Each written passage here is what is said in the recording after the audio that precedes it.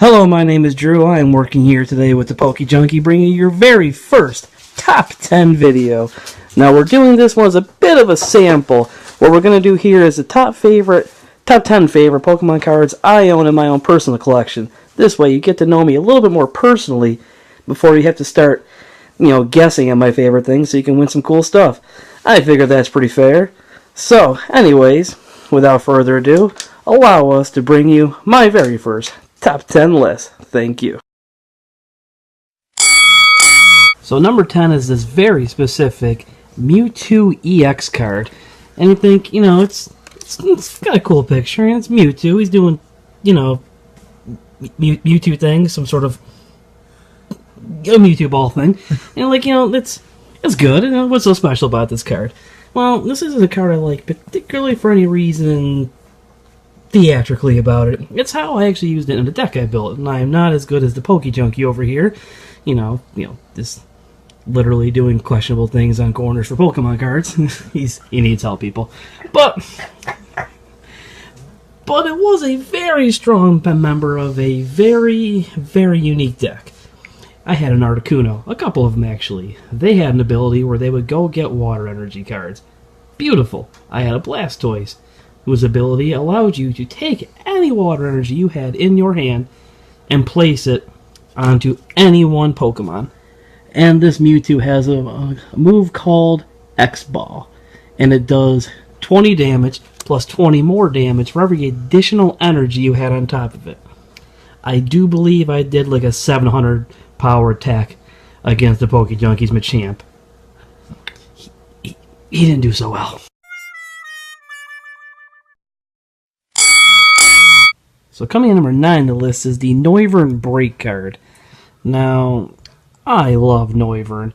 That is one sexy, weird-eared bat. That's quite the sentence. So, I pulled this card from a pack. At the about same time, a friend of mine from work knew I liked Noivern, and he collected cards. So he said, "Hey, would you like this Noivern Break?" I, being the best friend anybody could have, gave one to my dear friend, the PokieJunkie. And then we had a battle, and he proceeded to destroy my hopes and dreams with the move called Synchro Woofer. And I should hate this Noivern card as a result of these things, but I mean, how can you hate a thing with ears like that? So the next card is actually the Plasma Storm version of Braviary.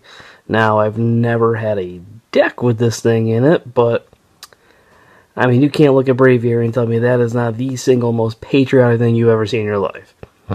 He literally looks like he farts fireworks. This thing is out-freaking rageous. I mean, look at his card. Look at the thunderstorm in the background, the eyes. He looks like he wants to tackle the terrorism right out of you. I feel like we need to put this thing in a damn dollar bill. You know it might catch a lot of flack, but it's the land of the free and the home of the Braviary.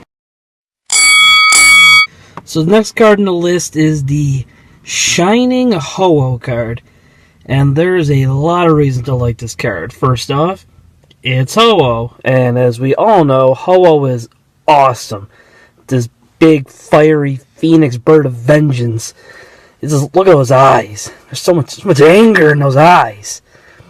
But the card itself is more on his list for a story that goes with it. So, for those who don't know, which is pretty much every single one of you, I wait tables for a living. Did you realize that? No, I did not realize that. So, I make my money every night, put away for bills, and then I have a couple days off. The money I have extra is my spending money. Me and the PokieJunkie one night were at Walmart, and I came across this box with Ho-Oh on the cover. And I think it was $50 before tax, and I think I had exactly like 55, 56 bucks on me, whatever. Buying this box was going to clear me out to the point where I wasn't going to have any money my next couple days off, and hopefully had enough food in my house to supply me for a little while. I am very famous for just getting takeout food every night. I looked at the PokieJunkie and I said, you know what? The box says something about a shiny Ho-Oh. If it can guarantee I get that Ho-Oh, I'm buying it. And he pointed out the fine print to me, of course, and bam! Says right there, you get that shiny Ho-Oh. And my heart melted a lot. I'm not even that big of a fan of the shiny Ho-Oh compared to the normal. I actually slightly prefer the normal, but that shiny, that's a beaut. Weird turkey legs and all. So, instantly bought the box, made a fire deck with that at the centerpiece, because obviously that deck ended up coming apart pretty quickly, and I gave this beautiful shining Ho-Oh just kind of wasting away in a binder in my room. So, it's a very, very worthwhile investment there. The card does have one nice, real nice ability here. It has the golden wing. So if the opposing player knocks out that Pokemon with one of his or her their Pokies, you get to take 2 of your energies attached to Ho-Oh and put it on one of your bench Pokemon. So, even in death, it's the gift that keeps on giving. The next card on the list is Sabrina's Alakazam. Now, this card isn't on the list because I ever had it in a deck. There's no fun story to go with it. There's really no reason for it to be on here other than the fact that I love Alakazam. I think Alakazam is just awesome. That whole psychic line is terrific, and if you get Alakazam early on in the actual games, he's kind of just a game breaker, and I always like to be able to wield that power and destroy all victims in my way. Looks like the rocket's busted open. And I really like Sabrina. She was really cool in the anime. She was kind of really creepy in the anime. And in the game, it was kind of hard to get to her with all the tiles that teleported you weird directions. And her team was so fast, they just kind of, beat your ass real quick and then move you back onto the Pokemon Center to start from scratch. So that was real fun. But the biggest reason I think I like this Alakazam card more than the other ones is, if you look at any of the other old Alakazam cards, they're not really doing anything. They're just kind of standing there looking all smart and stuff. Maybe they're, taking their SATs or whatnot. This Alakazam, he's not doing a ton, but he is using those spoons. He's doing some psychic stuff with them, so at least he's in action. Mustache, perm to perfection as always. It's just a really cool looking card, and I am a huge mark for Alakazam. And now we have a card I bought because I thought it was some sort of fake, and I thought it was the coolest looking thing. It is the Delta Species Feraligatr card.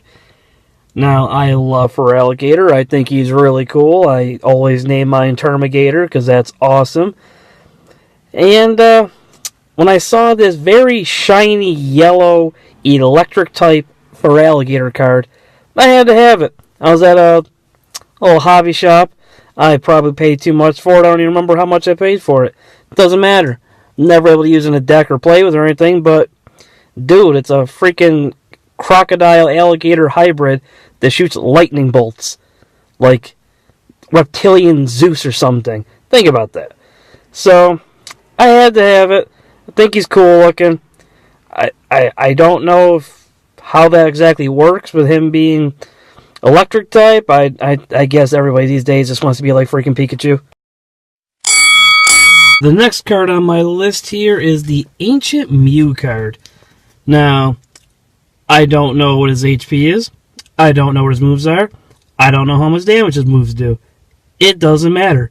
It's a freaking Egyptian Mew card. And the card with the centerpiece of a movie.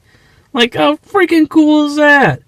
This card was, like, legendary when I was a kid. Everybody knew about it. Nobody had it. How are we ever going to get this? Like, we didn't even think it was just like Mew in the game. We didn't even think it's real. Like, it exists. We know it exists. But does it really exist? So, the fact that I'm actually, like, have this card is, like, almost a sense of completion in my collection, where I don't have nearly as many as the PokieJunkie. I probably don't even have half the cards they ever made. But I have the Ancient Mew.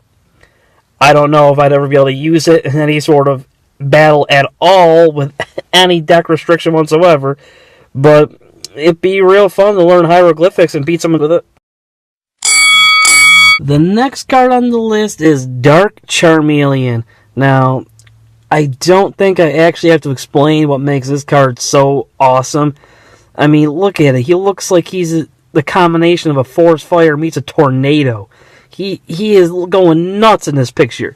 Charmeleon is probably, I'd say, easily my favorite second stage Pokemon for any of the starters. He's just really cool, and in the anime he was so ornery, never listening to him. Charmeleon!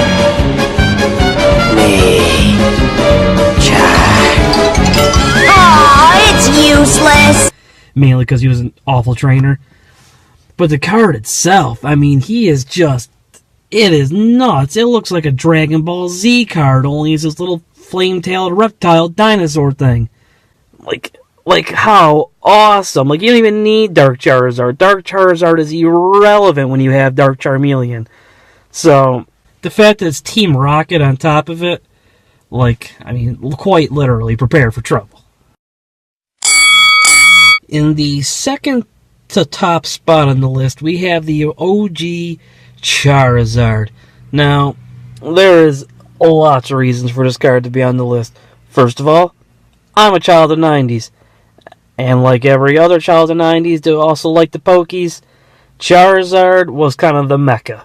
He was pretty much everyone's favorite, one of my all-time favorites. Everybody wanted this card. I told you. Everybody and their grandma wanted this card. Everyone. What do you mean everyone? Everyone!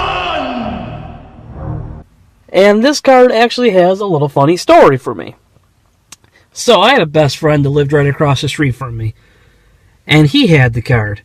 And we had this little thing where we'd always give each other our doubles, no matter what. And it was like we went to the little corner store. We bought a pop. The pop lid said you get a free pop, you get our buddy a free pop. That's the relationship we had. He came up to me one day after spending the weekend at my father's and just handed me a Charizard card. I was stunned. So then a few weeks later, when I was with my dad again, I bought this giant pack of cards from Walmart. It was like 100 cards or something, it felt like. It was a ton of them. Got that Charizard again. So I didn't have a buddy to give it to because he already gave me his. So instead, we decided to go shopping around the neighborhood a little bit.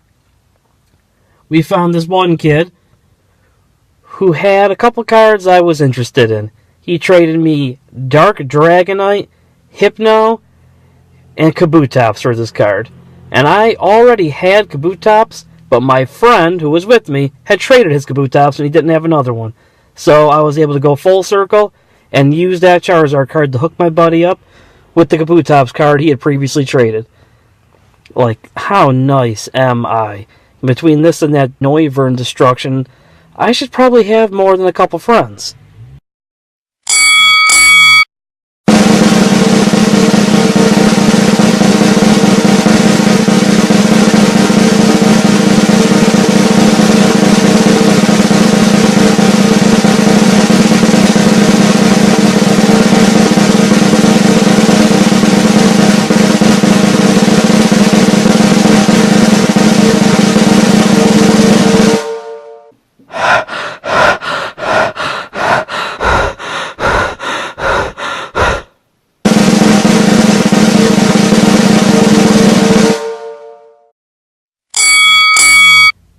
And finally, what you've all been waiting for, the number one card in my collection, at least with my humble little opinion. It is none other than Blaine's Arcanine. Now, you may have noticed from my card selections, I really like fire types. I'm a huge fan of Tigers. I love Arcanine, and I think Blaine is freaking awesome. In the anime, in the video games, even in the lore that they really don't go into, he is quite the character. So the combination of Blaine and his Arcanine, that I've always just wanted that card. Like, I remember going to Toys R Us with my dad because they said online in stock they had the set that came with Blaine's Arcanine. They lied, and I was a heartbroken little kid. I remember right after that little story about Charizard making that trade, we came across another little kid who really wanted that Charizard and said if I still would have had it, he would have traded me Blaine's Arcanine. And once again, I went home a depressed little kid. So when I was older and I was went to a hobby shop and I had my own adult money from my adult job, trying to avoid paying my adult bills, and I saw this card, it was a no-brainer. They could have put any price tag on this thing. He was going home with me. He was my little tiger-printed flame puppy pet, and no one was going to tell me no. So there you have it for my first top 10 list on the PokieJunkies channel. Hope you enjoyed it. If you liked, comment below what some of your favorite cards are. We'd like to hear about it. Anything you want to talk about in the comments, cool with us. Now we're hoping to make this a weekly thing. These things can take a little while, but we're trying to work through all the little kinks. Anyways, if you're a fan of that, stay tuned, and we'll, just like you in the bedroom, we will have more great content coming very quickly. Thank you.